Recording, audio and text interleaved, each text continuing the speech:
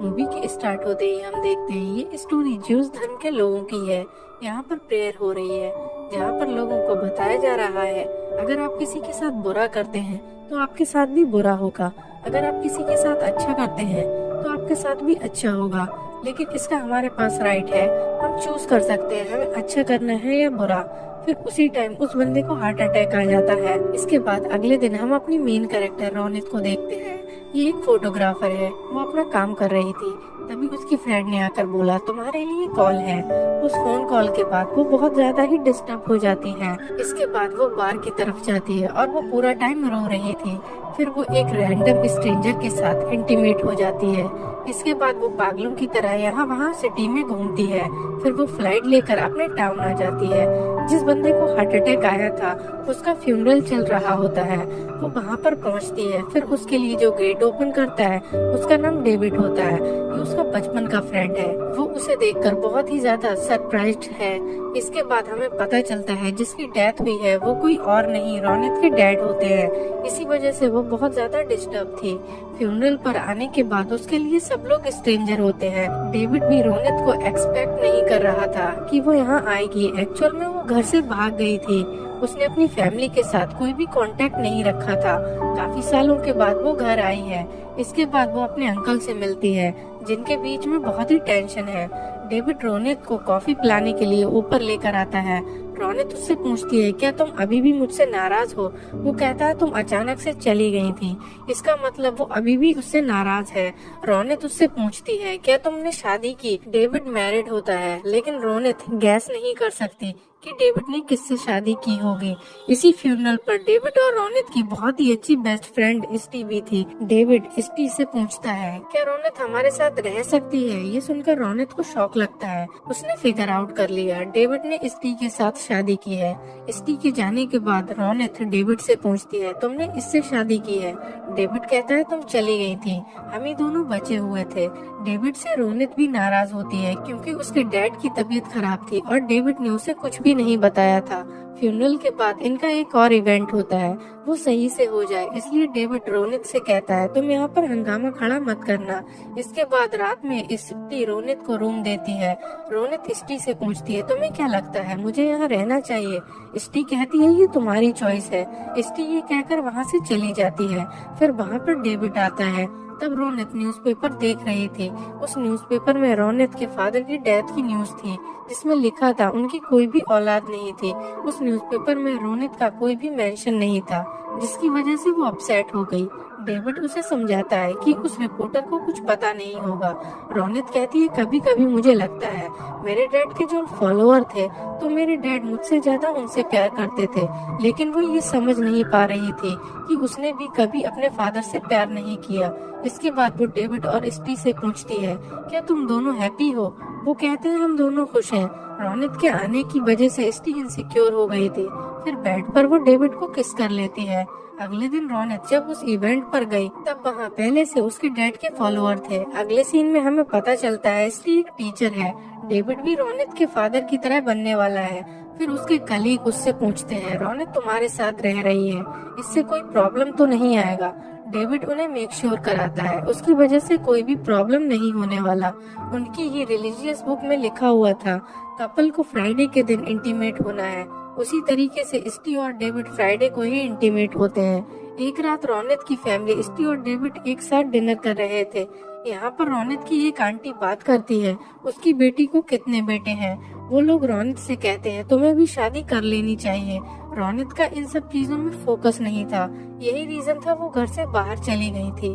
अगर इस कम्युनिटी में रहती तो जबरदस्ती उसकी भी शादी करवा दी जाती और वो ये नहीं चाहती। यहीं पर हमें पता चलता है डेविड एक अनाथ था। रोनित के फादर उसे लेकर आए थे और अपनी कम्युनिटी में जगह दी और उसे अच्छे से बड़ा किया।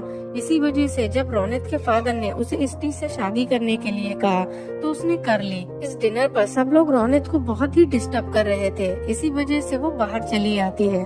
उसके पीछे पीछे डेविड भी आ जाता है। वो कहती है मैं सिर्फ चाहती थी कि मेरे फादर को पता हो मैं उनसे कितना प्यार करती थी। उसके फादर का एक घर है जिसे वो अब सेल कर सकती थी, जिसके बारे में बात करने के लिए वो अपने अंकल के पास आती है। उसके अंकल उसे उसके फादर की बिल दिखाते हैं। जिससे पता लगता है उसके फादर ने घर उसे नहीं बल्कि कम्युनिटी के नाम कर दिया है। उसके अंकल कहते हैं तुम्हें अपने फादर के पास होना चाहिए था। रोनित कहती है मुझे इसके बारे में पता नहीं था। अंकल कहते हैं तुम्हें पता कैसे होता, तुम तो भाग गई थी, तुम्हारे लिए ये सब बहुत ही डिफिकल्ट होगा। आज तक तुम्हारे फादर ने तुम्हें माफ नहीं किया। अगले सीन में हम देखते हैं इष्टि शॉपिंग कर रही थी। यहाँ पर उसे पता चला कुछ टाइम पहले यहाँ पर रोनित थी। वो उसे ढूंढते हुए उसके पीछे आ जाती है। इसके बाद ये दोनों रोनित के फादर के घर में आते हैं। जब उसके फादर बीमार थे तो उनका बेड और सारी चीजें जैसी थी वैसी ही है। ये सब देखकर वो इमोशनल हो जाती है। इष्टि रोनित से पूछती है क्या तुम्हें ये घर चाहिए था? रोनित की फाइनेंशियल सिचुएशन बहुत ही खराब है। वो कहती है हाँ मुझे चाहिए था। इस घर में इन्हें अपने बचपन की यादें आती हैं। उसके फादर हमेशा अपने रूम में स्टडी करते थे। वो लोग यहीं पर खेला करते थे। रोनित इष्टि से पूछती है तुम्हें क्या लगता है मुझे जल्दी घर चले जाना चाहिए था? इष्टि रोनित के पास आती है और कहती है कभी भी वापस मत जाओ। फिर ये दोनों किस कर लेते हैं। यहाँ पर हमें पता चलता है इष्टि इतनी अनकंफर्टेबल क्यों थी। रोनित घर छोड़ने के साथ साथ इष्टि को भी छोड़कर चली गई थी। रोनित इष्टि को रोकने की कोशिश करती है लेकिन अपने आप पर कंट्रोल नहीं कर पाती। इष्टि कहती है तुम्हारी फादर की न्यूज देने के लिए मैंने ही तुम्हें कॉल किया था। इसके बाद ये घर से बाहर आते हैं।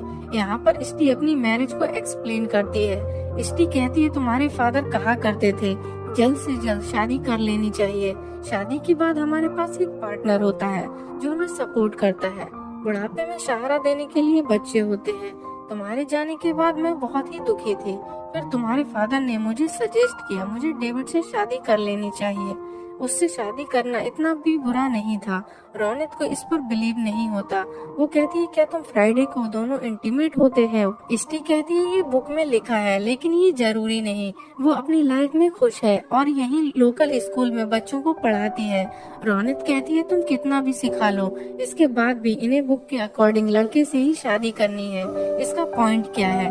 इसके बाद बात करते हुए एक प्लेग्राउंड में आ जाते हैं। फिर इन्हें याद आता है इनकी फर्स्ट किस इसी पेड़ के नीचे हुई थी। फिर ये एक जगह आकर किस कर रहे थे तभी वहाँ पर लाइट ऑन हो जाती है। कुछ लोगों ने इन दोनों को देख लिया। किसी को इष्टि के बारे में पता न चले इसलिए वो जल्दी से घर आ गई। इस बात की वजह से वो बहुत ही डिस्टर्ब हो चुकी थी। वो शावर लेते हुए बहुत रोती है। बाहर डेविड ने उसे सुना और फिर वो उसे सहारा देने के लिए उसे गले लगा लेता है। इसके बाद अगले दिन इष्टि बच्चों को पढ़ा रही थी तभी उसके प्रिंसिपल ने उसे बुला लिया। एक्चुअल में जिन लोगों ने कल रात उसे देखा था उन्होंने उसकी कंप्लेंट प्रिंसिपल से कर दी। ये सब रिलीजन के अकॉर्डिंग मना है जिसके लिए उन्हें बहुत डांटा जाता है। स्कूल खत्म होने के बाद इष्टि जब बाहर आती है वहाँ पर रोनित खड़ी हुई थी। इष्टि जल्दी से उसे एक सुनसान जगह पर लेकर आ जाती है और वो कहती है मैं एक रिलीजियस लाइफ जी रही हूँ, तुम्हारे साथ ये सब चीजें मैं नहीं कर सकती। रोनित कहती है कहीं और चलकर बात करते हैं। ये दोनों फिर होटल में आते हैं और एक दूसरे के साथ इंटीमेट हो जाते हैं। इष्टि रोनित से कहती है मैं हमेशा तुम्हारे बारे में सोचा करती थी, तुम कैसी होगी, क्या कर रही होगी, ये सब मैं वंडर करती थी। इसके बाद रोनित एक थॉट में गुम हो जाती है। इष्टि उससे पूछती है तब वो कहती है मैं सोच रही थी जब मेरे फादर ने हम दोनों को एक साथ देख लिया था ये बहुत ही बड़ा डिजास्टर था। हमें पता चलता है यही रीजन था जिसकी वजह से वो भाग गई थी और उसके फादर उससे नफरत करते थे और वो जल्दी से जल्दी इष्टि की शादी डेविड से कराना चाहते थे। वो इन सारी चीजों के खिलाफ थे। इसी वजह से रोनित को घर छोड़ना पड़ा था। इष्टि जब घर पर आती है तब डेविड उसके साथ इंटीमेट होना चाहता था। इस बात से वो बहुत ही डिस्टर्ब थी। वो बाथरूम में जाकर उल्टी करती है। उसे पता चलता है वो प्रेग्नेंट है। अगले दिन ब्रेकफास्ट पर इष्टि डेविड से कहती है मैंने रोनित को किस किया। डेविड उसके पास आता है और कहता है तुम्हें समझ में नहीं आ रहा, रोनित हमेशा यही करती है। उसने तुमसे क्या कहा, क्या तुम भी उसके साथ न्यूयॉर्क जा सकती हो? हम दोनों बहुत खुश रहे हैं, इस तरह से अपनी और मेरी लाइफ बर्बाद मत करो। इष्टि कहती है मैंने ही रोनित को बुलाया है, मैं हमेशा से चाहती थी वो वापस आए, मैं जो हूँ वो हूँ, मैं बदल नहीं सकती। ये सारी बातें सुनकर डेविड वहाँ से चला गया। इसके बाद ये लोग डिनर करते हैं जहाँ पर रोनित कहती है कल रात की फ्लाइट से मैं चली जाऊंगी। डेविड का मानना सही था। जब भी चीजें हार्ड होती हैं तब रौनक वहाँ से भाग जाती है। वो स्टी से पूछता है, अब तुम क्या करोगी? स्टी कहती है, मुझे पता नहीं। स्टी रौनक पर बहुत गुस्सा थी। अगली रात जब रौनक जा रही थी तब उसे डेविड का कॉल आया। वो कहता है स्टी गायब हो चुकी है, वो कहीं पर मिल नहीं रही। रौनक को भी स्टी के लिए डर लग रहा था, इसलिए वो उसे ढूंढने के लिए डेविड के साथ यहाँ वहाँ घूमती है। काफी टाइम घूमने के बाद जब ये दोनों घर पर वापस आते हैं तब वहाँ पर स्टी ऑलरेडी थी। डेविड रौनक पर गुस्सा था, शायद उसने तुम्हें कभी कांटेक्ट ही नहीं किया होता। रौनक कहती है, मेरे फादर की डेथ हुई थी, क्या तुम मुझे बताने वाले नहीं थे? डेविड कहता है, मेरी वाइफ को मैं प्रोटेक्ट करने की कोशिश कर रहा था। ये सारी बातें सुनकर स्टी डेविड से कहती है, मुझे मेरा फ्रीडम चाहिए। डेविड उसे सॉरी कहता है। स्टी कहती है, मैं प्रेग्नेंट हूँ, मेरे पास बचपन से कोई भी चॉइस नहीं थी। जो भी रिलीजन में था वो मुझे मानना पड़ा।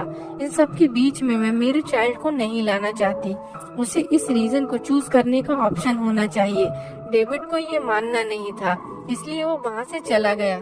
आज रात फिर से एक इवेंट था जिसमें रौनक और स्टी भी आते हैं। स्पीच में डेविड कहता है, जब रौनक के फादर की डेथ हुई तब उनके फाइनल वर्ड्स फ्रीडम के बारे में बात कर रहे थे। उन्होंने कहा था, हम चूज करने के लिए फ्री हैं, हम सब लोग फ्री हैं, इसलिए मैं चूज करता हूँ। मैं रौनक के फादर की तरह नहीं बनने वाला। उसने इस ऑनर को ठुकरा दिया। यहाँ पर उसने एक्सेप्ट कर लिया था, स्टी भी चूज कर सकती है। इसके बाद जब ये लोग बाहर आए तब स्टी ने डेविड को हक किया। रौनक भी ये देख रही थी। ये लोग उसे भी इनवाइट करते हैं। ये तीनों एक दूसरे को सहारा देते हैं। अगली सुबह रौनक यहाँ से जा रही थी और हम देख सकते हैं स्टी और डेविड अलग अलग सो रहे हैं। रौनक कार में बैठ जाती है, स्टी उसके पीछे भागते हुए आती है। ये दोनों एक दूसरे को किस करते हैं। रौनक स्टी से कहती है, तुम एक बहुत ही अच्छी मदर बनोगी। स्टी ने डिसाइड किया वो रौनक के साथ नहीं आएगी। स्टी की भी एक लाइफ है, उसे छोटे बच्चों को पढ़ाना अच्छा लगता है और अब वो अपने बच्चे को चॉइस देना चाहती है। वो नहीं चाहती उसका बेबी किसी भी रिलीजन में फंस कर रहे। इसी तरह से फ्रीडम के बारे में बात करते हुए ये मूवी एंड हो जाती है।